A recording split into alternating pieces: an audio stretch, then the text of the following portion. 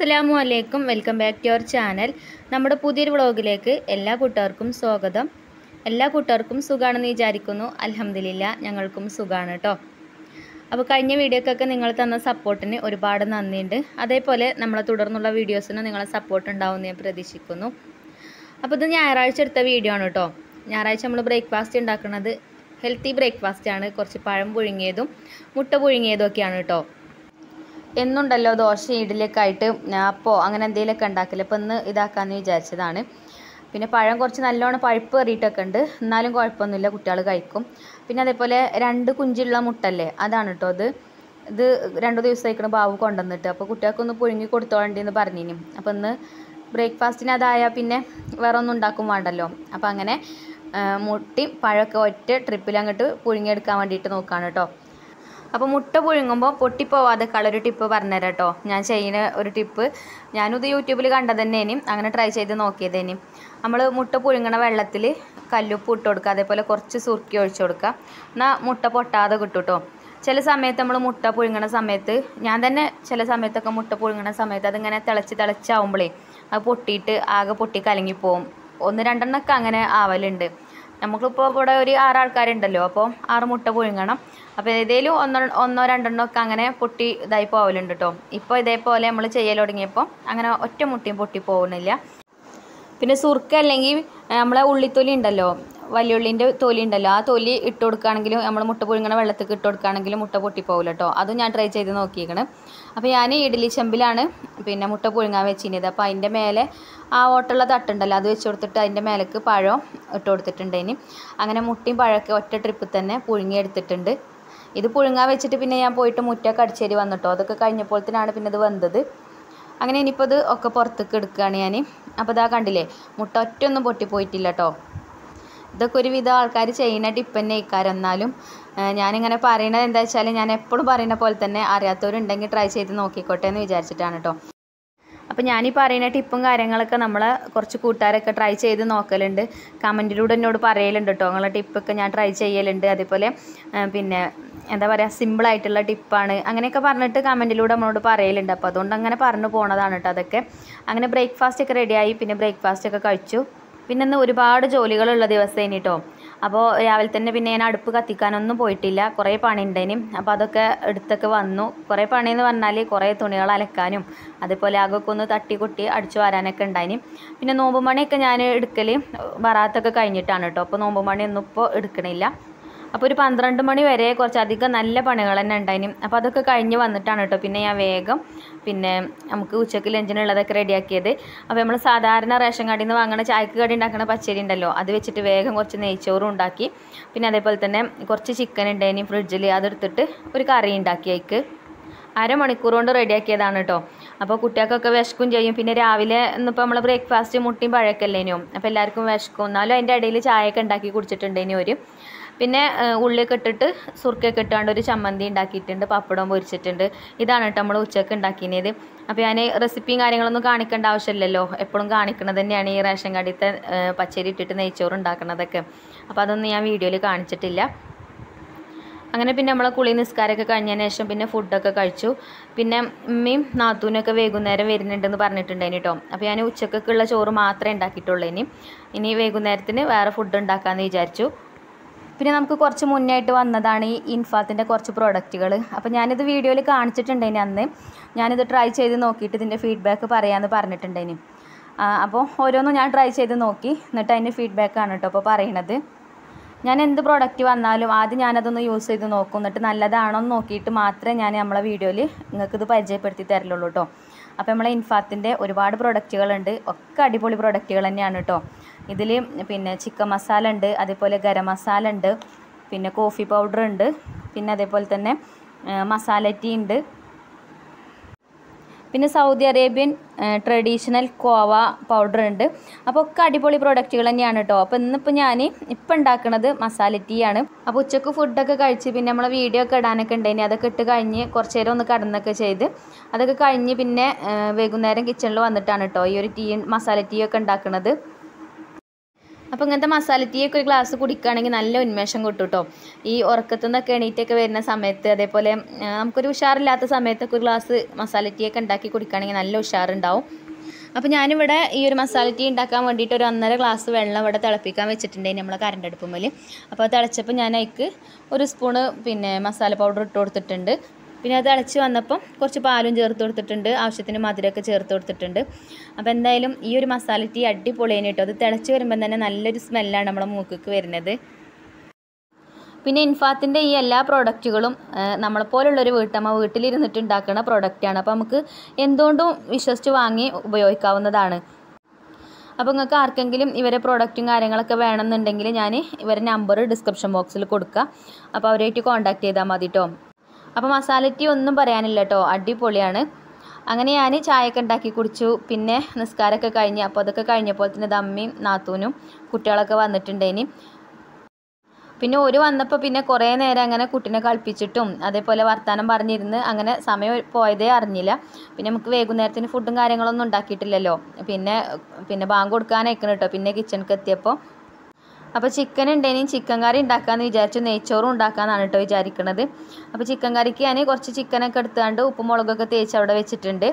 പിന്നെ അതാ വേഗം വന്നിട്ട് അതൊന്ന് ഫ്രൈ ചെയ്തെടുക്കുകയാണ്. ചിക്കൻ ഫ്രൈ ചെയ്തിട്ട് ചിക്കൻ കറിയാണ് കേട്ടോ ഉണ്ടാക്കുന്നത്. കടായി രൂപത്തിലാണ് ഉണ്ടാക്കുന്നത്. അപ്പോൾ ഞാനിതാ വേഗം ചട്ടിയൊക്കെ അടുപ്പത്ത് വെച്ച് ചട്ടിക്ക് വെളിച്ചെണ്ണയൊക്കെ ഒഴിച്ചു കൊടുത്തിട്ടുണ്ട്. വെളിച്ചെണ്ണ ചൂടായിട്ട് ഞാനിത് ചിക്കന് ഒരു 2 പ്രാവശ്യമൊക്കെ ഇട്ടിട്ടാണ് കേട്ടോ ഫ്രൈ ചെയ്തെടുക്കുന്നത്. കുറച്ച് ഓയിലേ ഞാൻ ഒഴിച്ചു കൊടുത്തിട്ടുള്ളൂ. അപ്പോൾ ഒക്കെ കൂടെ ഇട്ട് കൊടുത്തു കഴിഞ്ഞാൽ ഫ്രൈ ആയി വരാൻ കുറച്ച് ഗതികേടേക്കാരം. പിന്നെ നല്ലോണം അങ്ങോട്ട് മൊരിയിച്ചിട്ട് ഫ്രൈ ചെയ്തെടുക്കുകയൊന്നുമില്ല. ജസ്റ്റ് ആ 2 വശം ഒന്നങ്ങോട്ട് മൊരിയിച്ചെടുക്കുകയുള്ളൂ കേട്ടോ. അപ്പോൾ ഫസ്റ്റത്തെ ട്രിപ്പ് വന്നിട്ടുണ്ട്. അപ്പോൾ അത് ഞാനിതാ ഒരു പാത്രത്തിലൊക്കെ മാറ്റിയിട്ട് ഇനി ബാക്കിയുള്ളതും കൂടെ വേഗം ഒന്ന് ഫ്രൈ ചെയ്തെടുക്കുന്നുണ്ട്. പിന്നെ അതിൻ്റെ ഇടയിൽ സവാളയൊക്കെ അരിയുന്നുണ്ട്. സവാളയൊക്കെ നാത്തൂന് അരിഞ്ഞിരുന്നുണ്ട് കേട്ടോ. പിന്നെ കുറേ വീഡിയോ എടുക്കണം എന്നൊക്കെ വിചാരിച്ചിന് കേട്ടോ. കുട്ടികളെയും ഓളിമ്മാനെയൊക്കെ ഉൾപ്പെടുത്തിയിട്ടുള്ള വീഡിയോ ഒക്കെ ചെയ്യണം എന്നൊക്കെ വിചാരിച്ചിന്. പക്ഷേ വീഡിയോ ഒന്നും എടുത്തില്ല. വെറുതെ കുറേ നേരം അങ്ങനെ വർത്താനം പറഞ്ഞിരുന്ന് സമയം പോയി. പിന്നെ ഉണ്ടാവുമല്ലോ ഒരു തട്ടിപ്പടയിൽ, അങ്ങനത്തെ ഒരു തട്ടിപ്പടയിലാണ് കേട്ടോ. അപ്പോൾ ചിക്കനൊക്കെ വേഗം ഫ്രൈ ചെയ്തെടുത്തു. പിന്നെ ആ ഒരു എണ്ണയ്ക്ക് തന്നെ ഞാൻ സവാള അരിഞ്ഞതൊക്കെ ഇട്ട് കൊടുത്തിട്ട് വേഗം ഒന്ന് വഴറ്റിയെടുക്കുന്നുണ്ട്. അപ്പോൾ നിങ്ങൾ ഇനി ചിക്കൻ കറി ഉണ്ടാക്കുമ്പോൾ റെസിപ്പി കാണിച്ചു തരുന്നുണ്ട് എന്ന് പറഞ്ഞിനി. അപ്പോൾ ചിക്കൻ കറിൻ്റെ റെസിപ്പി കാണിക്കാനൊന്നുമില്ല. അതേപോലെ സാധാ നമ്മൾ ഉണ്ടാക്കുന്ന ചിക്കൻ കറി തന്നെയാണ് കേട്ടോ ഉണ്ടാക്കുന്നത്. സവാള വഴറ്റിയെടുത്തിട്ട് പിന്നെ അതിക്ക് ഇഞ്ചിയും വെളുത്തുള്ളിയും ചെറിയ ഉള്ളിയൊക്കെ ചതച്ചത് ഇട്ട് കൊടുക്കും. പിന്നെ അതേപോലെ പച്ചമുളകും കൂടെ അതിൻ്റെ കൂട്ടത്തിൽ ചതച്ചിട്ടുണ്ടേനി കേട്ടോ. പിന്നെ അതുപോലെ തന്നെ തക്കാളി ഇട്ടിട്ട് വഴറ്റിയെടുക്കും. പിന്നെ നമ്മൾ മസാലപ്പൊടികളൊക്കെ ചേർത്ത് കൊടുക്കും. ആ ഒരു രീതിയിൽ തന്നെയാണ് കേട്ടോ ഒന്നും ഉണ്ടാക്കുന്നത്. പിന്നെ ക്യാപ്സിക്കൊക്കെ ചേർത്തിട്ട് ചിക്കൻ കടായി രൂപത്തിൽ ഒരു കറി ഉണ്ടാക്കലുണ്ട് ഞാൻ. അതിന് ഇൻഷാല്ല പിന്നീട് ഒരിക്കൽ എപ്പോഴെങ്കിലുമൊക്കെ അതിൻ്റെ റെസിപ്പി കാണിച്ചു തരുന്നുണ്ട് കേട്ടോ. അത് കടായി രൂപത്തിലാക്കിയിട്ട് അങ്ങനെ നെയ്ച്ചോർക്ക് നല്ലൊരു കോമ്പിനേഷനാണ്. പിന്നെ നമ്മൾ പുറത്തേക്ക് നെയ്ച്ചോറൊക്കെ ഉണ്ടാക്കി കൊടുക്കുമല്ലോ, അങ്ങനത്തെ സമയത്ത് അങ്ങനത്തെ കറിയൊക്കെയാണ് കേട്ടോ ഉണ്ടാക്കൽ. അപ്പോൾ ഇന്നിപ്പോൾ നമുക്ക് ക്യാപ്സിക്കൊന്നും കിട്ടിയിട്ടില്ല. അപ്പോൾ ആ ഒരു റെസിപ്പി ഒന്നും കാണിക്കാൻ ഇപ്പോൾ ഇനി സമയമില്ല. പിന്നെ ഒന്നേറെ വൈകുന്നേരം വീഡിയോ എടുക്കാൻ നിന്നാൽ നമ്മളെ കിച്ചണിക്ക് വെളിച്ചം തന്നെ ഉണ്ടാവില്ല കേട്ടോ. ഭയങ്കര വെളിച്ചക്കുറവേക്കാരം. അപ്പോൾ സവാളയൊക്കെ വഴന്ന് വന്ന് പിന്നെ അതിക്ക് ഇഞ്ചി വെളുത്തുള്ളിയും ചെറിയുള്ളിയൊക്കെ ചതച്ചതൊക്കെ ഇട്ട് കൊടുത്തു. അതൊക്കെ വഴന്ന് വന്നിട്ട് പിന്നെ മസാലപ്പൊടികളൊക്കെ ചേർത്ത് കൊടുക്കുന്നുണ്ട് കേട്ടോ. അപ്പോൾ ഞാൻ ഒരു 1.5 സ്പൂൺ മുളക് പൊടി ചേർത്ത് കൊടുത്തു. പിന്നെ 1/2 ടീസ്പൂൺ മഞ്ഞൾപ്പൊടി ചേർത്ത് കൊടുത്തു. പിന്നെ 2 സ്പൂൺ മല്ലിപ്പൊടി ചേർത്ത് കൊടുത്തു. പിന്നെ 1/4 ടീസ്പൂൺ വലിയ ജീരകത്തിൻ്റെ പൊടി ചേർത്ത് കൊടുത്തു. പിന്നെ നമ്മളെ ഇൻഫാത്തിൻ്റെ ഗരം മസാല ചേർത്ത് കൊടുത്തു.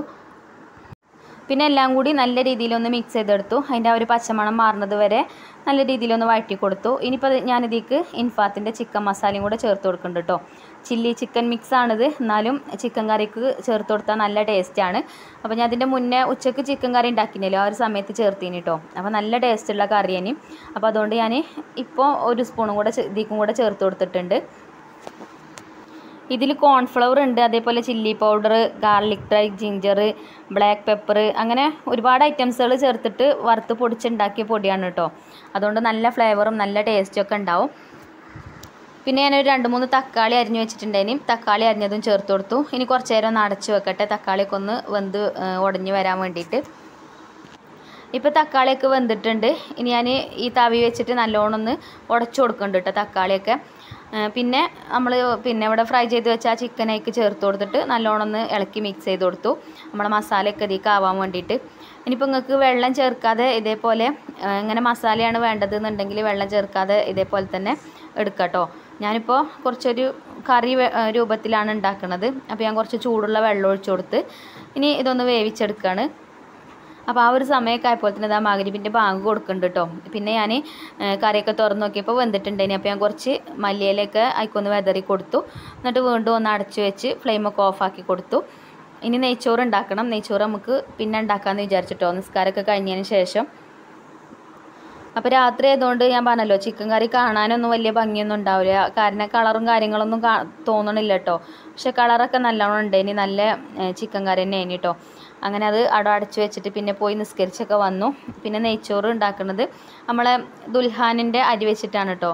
ഞാൻ ബിരിയാണി ഉണ്ടാക്കാൻ ഉപയോഗിക്കുന്ന അരി ഉണ്ടല്ലോ, ആ ഒരു അരി വെച്ചിട്ടാണ് കേട്ടോ പിന്നെ നെയ്ച്ചോറ് ഉണ്ടാക്കുന്നത്.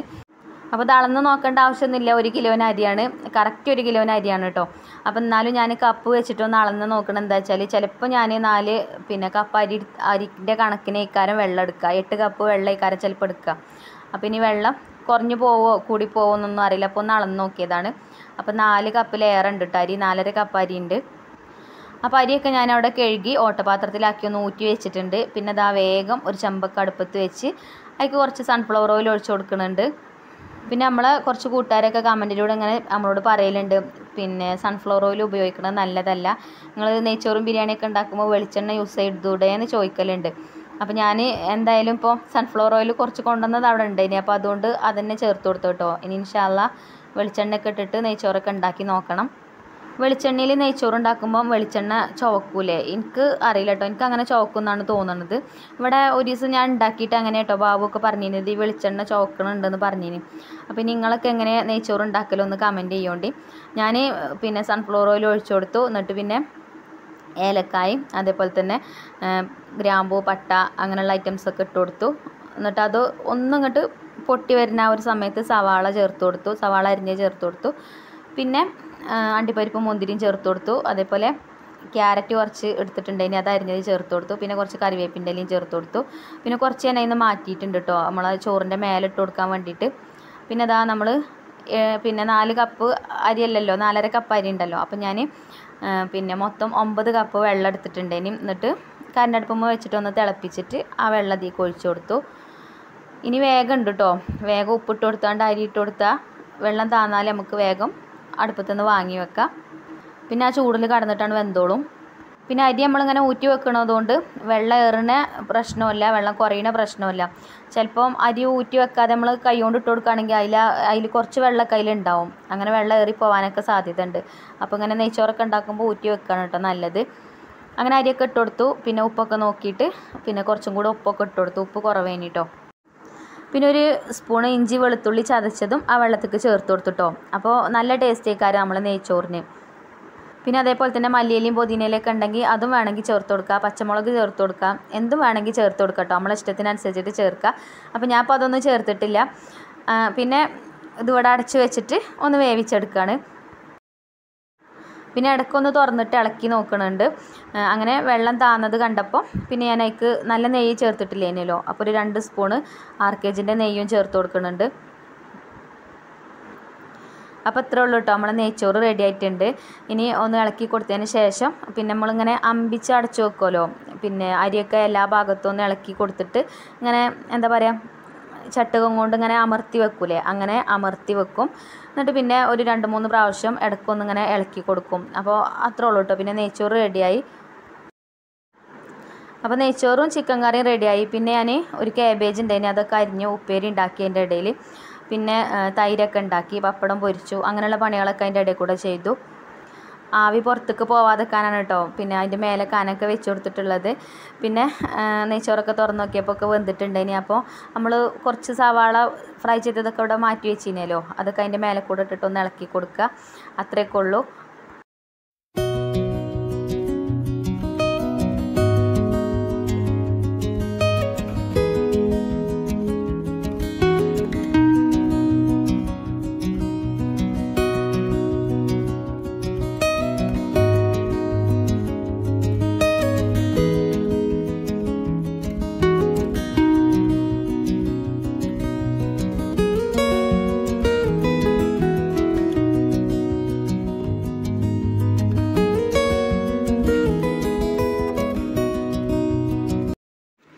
അങ്ങനെ പിന്നെ ചോറും കൂട്ടാനൊക്കെ റെഡിയായി. പിന്നെ എല്ലാവരും ഒരുമിച്ചിരുന്നിട്ട് ചോറൊക്കെ കഴിച്ചു. അപ്പോൾ ആരും ഫുഡ് കഴിക്കണതൊന്നും വീഡിയോയിൽ കാണിച്ചിട്ടില്ല. ഒക്കെ കുപ്പായ ഇടാതൊക്കെയാണ് കേട്ടോ. അകത്ത് കൂടെ അങ്ങനെ അങ്ങോട്ടും ഇങ്ങോട്ടും ഓടിക്കളിയും ഒക്കെ കൂടെ തിരക്കിലാണ് ഇപ്പോൾ. അപ്പോൾ അതുകൊണ്ട് മക്കളെയൊന്നും ഞാൻ കാണിച്ചിട്ടില്ല. ഇൻഷാ അല്ലാഹ് നാളത്തെ വീഡിയോയിൽ കാണിക്കുന്നുണ്ട്. അപ്പോൾ ഇന്നത്തെ നമ്മളെ വീഡിയോ നമുക്കിവിടെ വൈൻഡപ്പ് ചെയ്യാം. ഇന്നത്തെ വീഡിയോ ഇത്രയൊക്കെ തന്നെ ഉള്ളൂ. ഇന്നത്തെ വീഡിയോ നിങ്ങൾക്ക് ഇഷ്ടമായിട്ടുണ്ടാവുമെന്നാണ് വിചാരിക്കുന്നത്. വീഡിയോ ഇഷ്ടമായിട്ടുണ്ടെങ്കിൽ ലൈക്ക് ചെയ്യുക. അതേപോലെ തന്നെ നമ്മളെ ചാനൽ സബ്സ്ക്രൈബ് ചെയ്യാതെ ഏതെങ്കിലും കൂട്ടുകാർ കാണുന്നുണ്ടെങ്കിൽ ഒന്ന് സബ്സ്ക്രൈബ് ചെയ്ത് സപ്പോർട്ട് ചെയ്യുക. അതുപോലെ തന്നെ നിങ്ങളെ ഫ്രണ്ട്സിനും ഫാമിലിക്കൊക്കെ നമ്മളെ വീഡിയോ ഒന്ന് ഷെയർ ചെയ്ത് കൊടുക്കാനൊന്നും മറക്കരുത് കേട്ടോ. അപ്പോൾ ഇൻഷാ അല്ലാഹ് നമുക്ക് നല്ലൊരു വീഡിയോ ആയിട്ട് വീണ്ടും കാണാം. Thank you for watching.